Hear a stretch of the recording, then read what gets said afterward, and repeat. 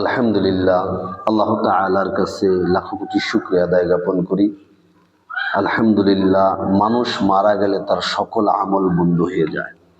একজন মানুষ দুনিয়া থেকে চলে গেলে আমাদের পিতামাতা, আত্মীয় স্বজন যারাই দুনিয়া থেকে চলে যায় তারা অসহায় হয়ে যায়। তিনটি আমল ছাড়া কোনো আমল তার কাছে গ্রহণযোগ্য হয় না।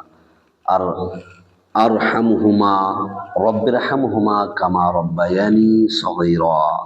এক নম্বরে সাদকা, দান সাদকা যা সে করে গেছে, দুনিয়াতে যত দান সাদকা করে গেছে, মসজিদ দিয়ে দান করে গেছে, মাদ্রাসা দিয়ে গেছে, গরিব মিসকিনদেরকে টাকা পয়সা দিয়ে গেছে, একটা টিউবওয়েল করে দিছে, রাস্তা করে দিছে, ভালো ভালো কাজ করেছে, করে দুনিয়া থেকে চলে গেছে। আলহামদুলিল্লাহ, সবটুকু তিনি পাবেন।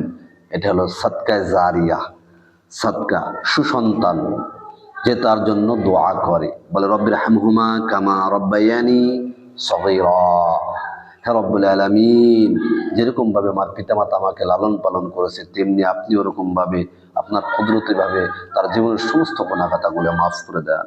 এবং সন্তান যদি ভালো হয়, আলহামদুলিল্লাহ, সবসময় আপনার জন্য দোয়া করবে, 5 ওয়াক্ত নামাজ পড়ে দোয়া করবে। সন্তান কোরআন তেলাওয়াত করলে কোরআনের সওয়াব পাবেন, মানুষের সাথে ভালো ব্যবহার করলে সওয়াব পাবেন। আর সন্তান যদি সুসন্তান হয়, তাহলে ওই সন্তান যদি যত অন্যায় অত্যাচার করবে, ওই সন্তান যদি কোনো অকাম করে, ওই সন্তান গুলো যে করবে ওটাও আপনার যাবে।